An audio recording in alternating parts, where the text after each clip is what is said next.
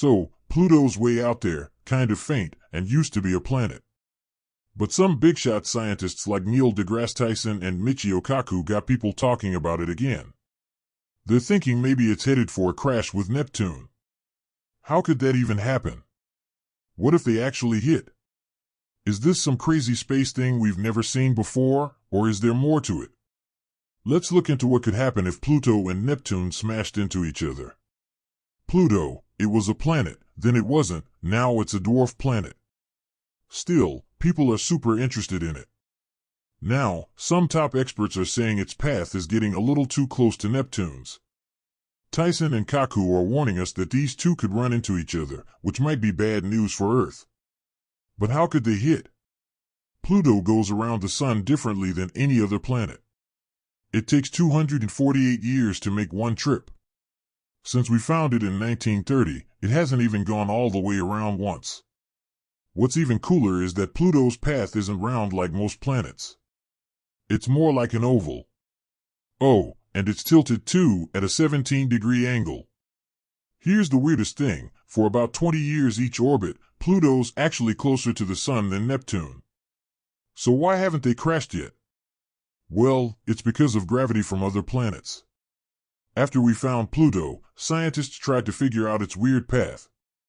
Unlike other planets, Pluto's is super tilted and oddly shaped. Even though their paths cross, they haven't hit. That's because of how gravity works with three things: Pluto, Neptune, and the Sun. It is like trying to guess where all of them will be based on where they started. Planets stay in their lanes because of something called non-concurrent libration. With Pluto and Neptune, this means when Pluto crosses Neptune's way, they're always far enough apart that they won't hit. Another thing is something called orbital precession. It's when a planet's path slowly moves up and down. When Pluto gets closest to Neptune, it's always above Neptune's path. There's also the VSK wobbling. Some researchers named Zell and Kai looked at how gravity pulls on stuff in space. This wobbling is why Pluto's path stays steady even though it looks all over the place. The gravitational pull makes Pluto's path stay in check despite it being irregular. This three-body problem is key to understanding Pluto and Neptune's relationship. Back in the 80s, people ran some computer tests. These showed that Pluto's path is pretty wild even with the other gravity. Tiny shifts could change its path a lot over hundreds of years. But those tests also showed Pluto's path is stable for millions or even billions of years. Now, to really get Pluto and Neptune, you have to think about the gravity from those giant planets way out there like Neptune, Jupiter, and Saturn. Neptune's has a big pull and keeps Pluto in a special pattern. For every 2 trips Pluto makes, Neptune makes 3. This keeps Pluto steady. But Jupiter's huge gravity also helps, and Saturn pitches in too. Without these, things would be nuts. Planets could be crashing all over the place or flying out of the solar system. The possibility of Pluto hitting Neptune shows how complex those planets are and the importance of knowing how everything moves. Even with all this, there's still a lot we don't know. Space is weird. Thinking about how orbits work can get crazy. Even small changes matter. Simulations are helping scientists learn about this by showing how Pluto affects Neptune with its gravity.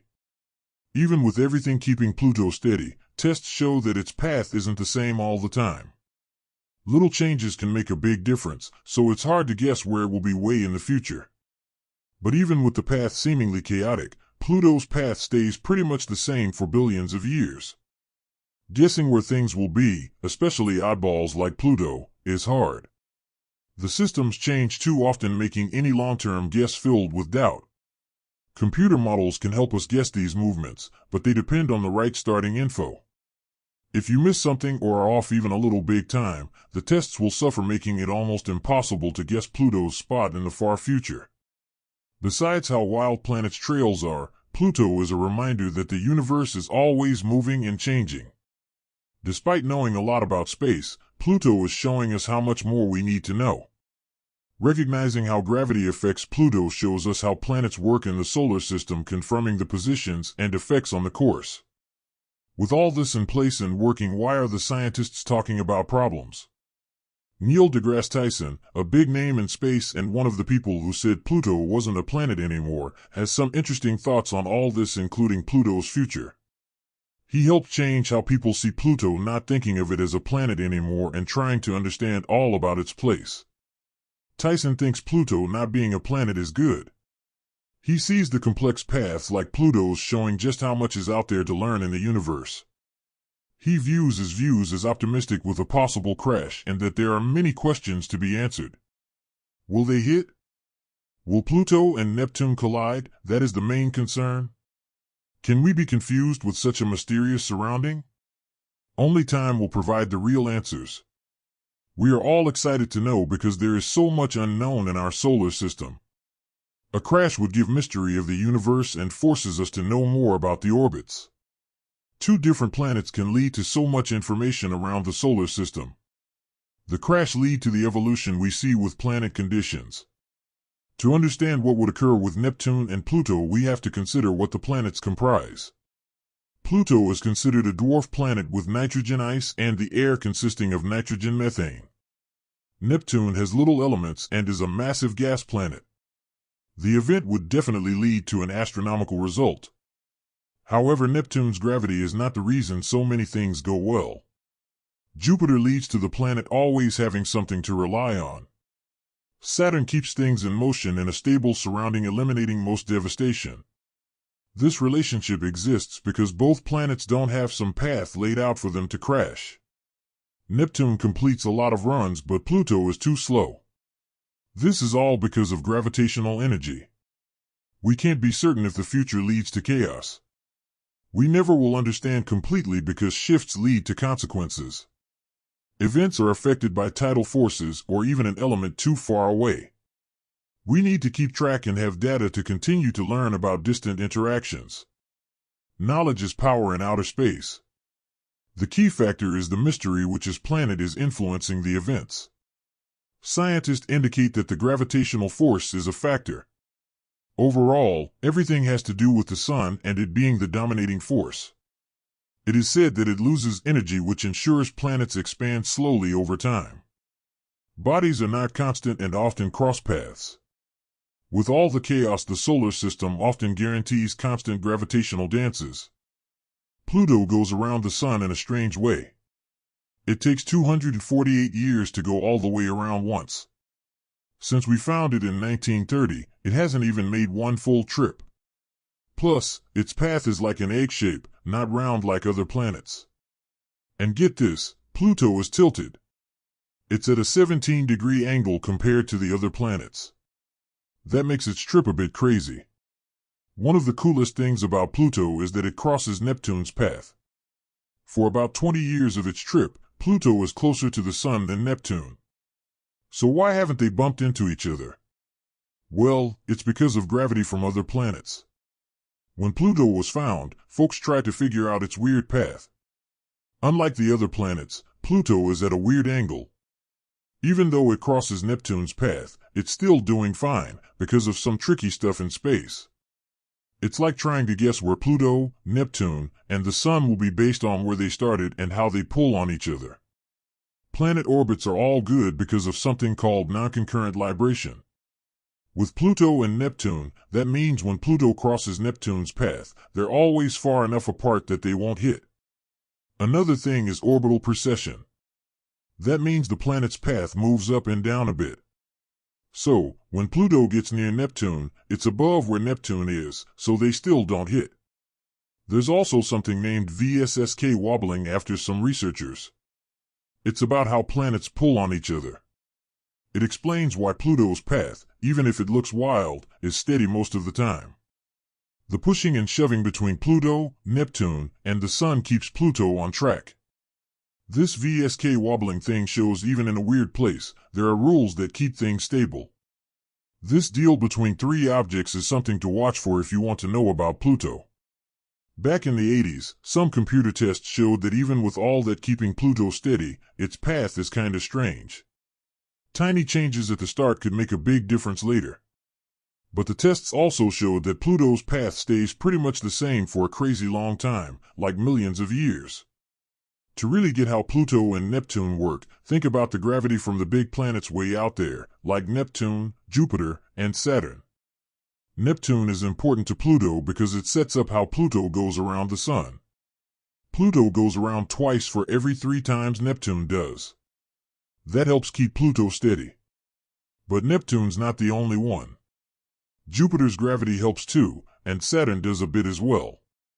All these things together make sure Pluto stays safe for a long time away from Neptune's reach. Without these, the solar system would be a crazy wreck with planets smashing into each other or shooting off into space, making a big mess. The fact that Pluto could hit Neptune someday shows how tricky space is. By studying how planets move, we can get a better sense of how the solar system works. Even if Pluto's path looks weird at first, it shows what a good thing it is that everything is so well balanced. Looking at space usually brings cool surprises, and Pluto's odd path is a great example of how space is one big puzzle.